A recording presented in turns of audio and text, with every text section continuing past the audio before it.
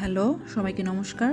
আমাদেরকে অনেকেই প্রায় জিজ্ঞেস করে আমরা প্যারালাইসিস হলে কী ট্রিটমেন্ট করি, আর অনেক প্যারালাইসিসে আক্রান্ত রোগী জানে না যে কী চিকিৎসা করতে হবে। প্যারালাইসিসে আক্রান্ত রোগীর জন্য গুরুত্বপূর্ণ চিকিৎসা হচ্ছে ফিজিওথেরাপি।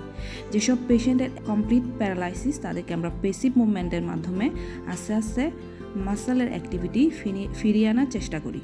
অনেকেই এই সময় বিভিন্ন ধরনের তেল মালিশ করে, যা প্যারালাইসিস রোগীর জন্য অত্যন্ত ক্ষতিকর।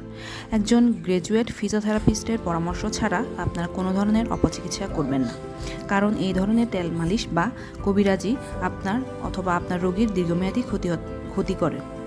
পেশেন্টের মাসেল অ্যাক্টিভিটি ফিরিয়ে আনার পর আমরা অ্যাক্টিভ অ্যাসিস্টেড এক্সারসাইজ শুরু করি, যা রোগীকে আস্তে আস্তে ইন্ডিপেন্ডেন্ট হতে সাহায্য করে। তাছাড়া পেশেন্টের কন্ডিশন অনুযায়ী স্ট্রেংথেনিং প্রোগ্রাম অ্যাপ্লাই করি। তাছাড়া স্ট্রোকের বিভিন্ন ধরনের কমপ্লিকেশন হতে পারে, যেমন শোল্ডার ডিসলোকেশন, বিভিন্ন জয়েন্টে পেইন, প্রেশার সোর বা ঘা। এসব বিষয় আমরা সবসময় খেয়াল রাখি এবং রোগীকে আর রোগীর গার্ডিয়ানকে সচেতন করে দিই।